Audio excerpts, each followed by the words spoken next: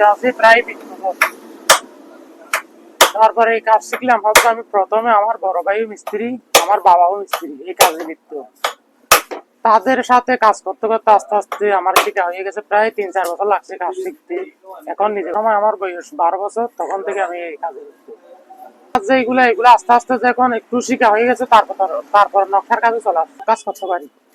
ধরেন খাট, শোকেস, আলমিরা, সোফা, বিভিন্ন ধরনের ডিজাইন দেখলে করতে পারি।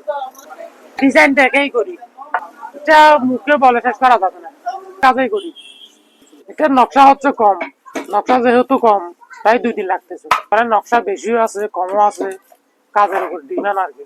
আমি শীষ করব, তারপর একটা ফুজ দেব, তারপর পুডিং করব, তারপর আবার ফুজ দেব, তারপর আরেকটা ফুজ দেব, তারপর আরেকটা ফুজ দিয়ে ফাইনাল দিয়ে দেব। তাহলে যদি শীষ যদি কম করা হয়, রংটা সুন্দর হবে না। এটা কালকে হয়ে যাবে।